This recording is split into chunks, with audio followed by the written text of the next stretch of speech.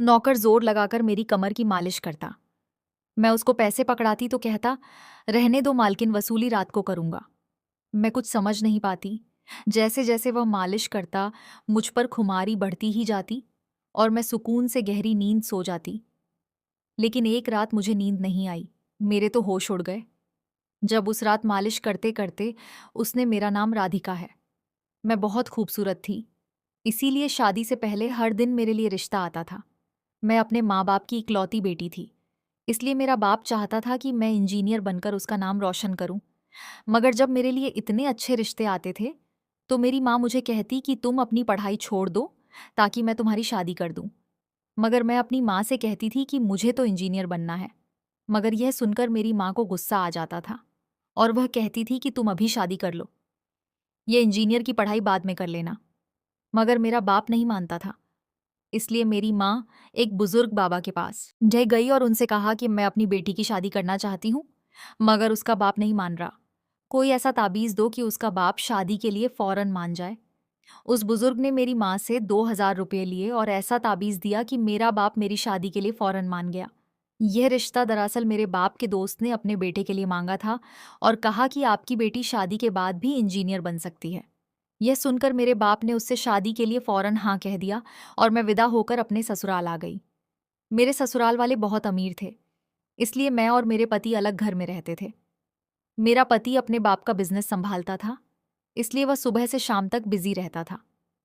मैं उसके घर गई तो वहां का ऐशो आराम देखकर मैं चौंक गई। मेरे पति ने मेरी सेवा के लिए कई नौकरानियां रखी हुई थीं, मगर उसका एक नौकर धीरे धीरे मेरे करीब आने लगा।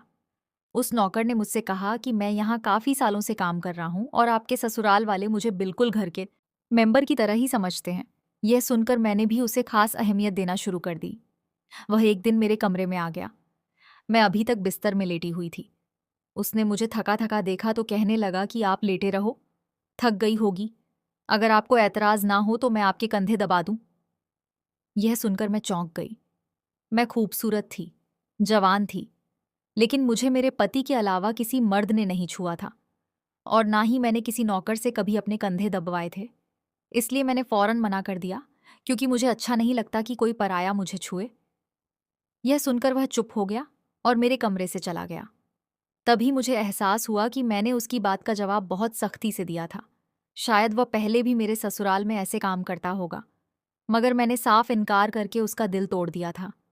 दरअसल मैं बहुत नरम दिल थी, इसलिए मुझे बाद में अफसोस होने लगा। मैं उसके बारे में सोचने लगी कि यह नौकर तो काफी जवान और खूबसूरत है, मुझे इससे कंधे नहीं दबाना चाहिए था। शायद मेरे पति को यह बात अच्छी ना लगे। अगर दोस्तों आपको मेरे से बात करना है तो इस वीडियो को लाइक करो और चैनल को सब्सक्राइब करो। और हाँ दोस्तों, क्योंकि जो सब्सक्राइब करेगा उसे मैं अपना नंबर भेज दूंगा, तो जल्दी से सब्सक्राइब कर लो। अगले दिन भी ऐसा हुआ। नौकर ने यही बात मुझे दोबारा कहा। मैं उस दिन बहुत थकी हुई थी, इसीलिए मैंने अपने कंधे आगे कर लिए और उससे कहा कि तुम मेरे कंधे दबा दो। यह सुनकर वह खुश हो गया और उसने मेरे कंधे दबाने शुरू कर दिए। वह इतने धीरे धीरे कंधे दबा रहा था कि मुझे फिर से नींद आने लगी।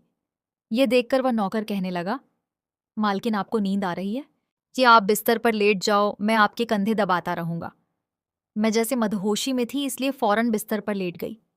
पर नौकर बिस्तर पर आ गया और मेरे कंधे दबाने लगा।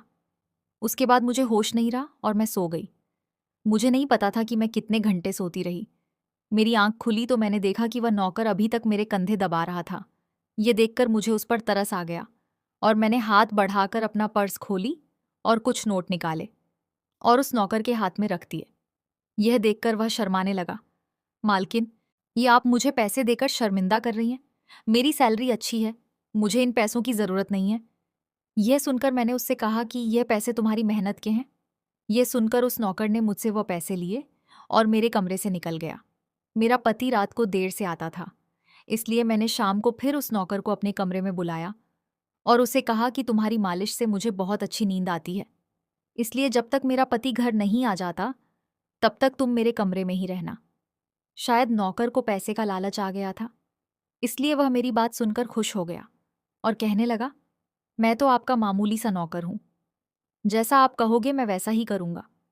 आपके कंधे दबाता रहूंगा ताकि आपकी थकान उतर जाए और आपको सुकून मिले। यह सुनकर मैंने उससे कहा कि तुम्हारे हाथों में जादू है, इसलिए तो मेरी सारी थकावट उतर जाती है। एक दिन नौकर ने मुझसे कहा कि आपकी सास भी कभी कभी मुझसे मालिश करवा लेती थी। यह सुनकर मैं चौंक गई।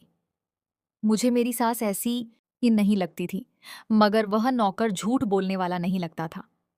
मुझे ससुराल आए 1 महीना होने वाला था, इसलिए मैंने नौकरों को परख लिया था। वह मुझे हर बात सच ही कहता था। मेरे घर में नौकरानियां भी काम करती थीं, मगर वह झूठी और बेईमान थी।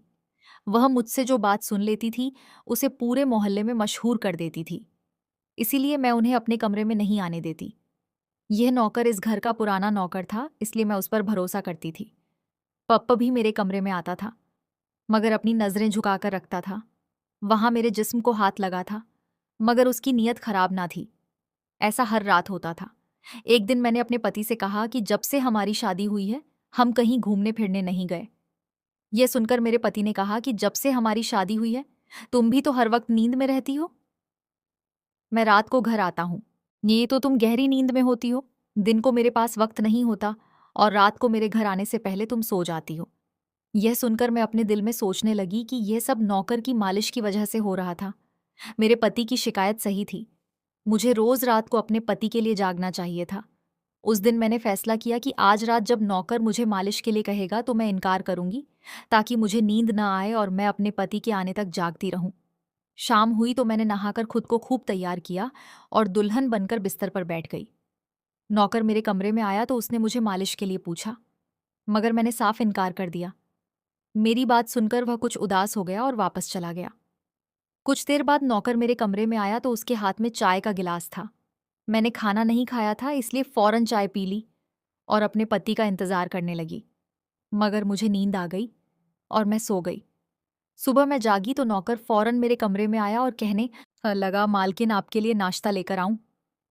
यह सुनकर मैंने अपने पति के बिस्तर की तरफ देखा। वह खाली था। यह देखकर नौकर कहने लगा, वह मालिक को जरूरी काम था, वह नाश्ता करके चले गए। यह सुनकर मेरा मूड खराब हो गया। मैं रात भर उसका इंतजार करती रही, मगर वह सुबह होते ही ऑफिस चला गया। मैंने नौकर से कहा कि मेरे लिए चाय ले आओ। नौकर कमरे से बाहर निकल गया। तभी मैंने अपने जिस्म की तरफ देखा तो चौंक गई। रात को मैंने दुल्हन का कपड़ा पहना हुआ था, मगर अब मेरे जिस्म पर कोई और कपड़े थे। मगर मैंने अभी जेवरात पहने हुए थे। मेरा सर भारी होने लगा। मुझे ये सोचकर चक्कर आने लगे कि रात को मेरे साथ क्या हुआ था और मेरे कमरे में कौन था और उसने मेरे साथ क्या किया था। मगर मुझे कुछ याद ना आया। मेरा दिल घबराने लगा और मैंने अपना सर पकड़ लिया।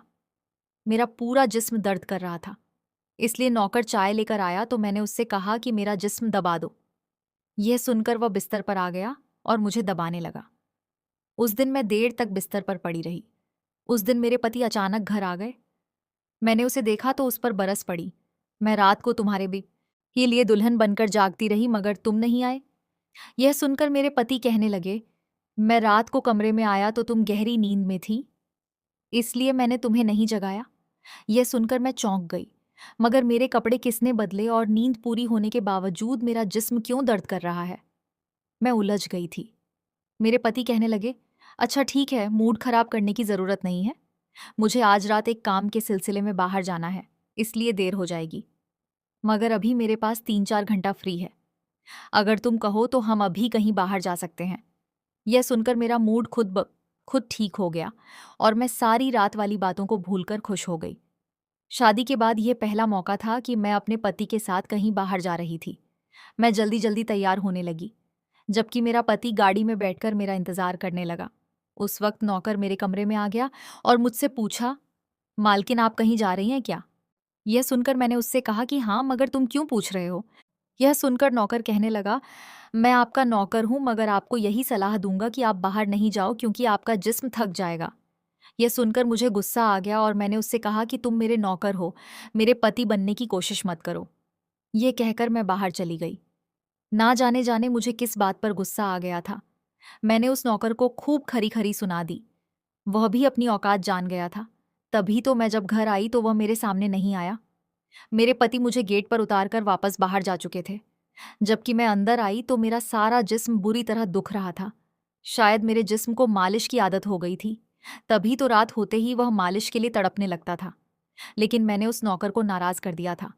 इसलिए आज वह मेरी मालिश करने नहीं आया, मगर मुझे उसकी ज़रूरत थी।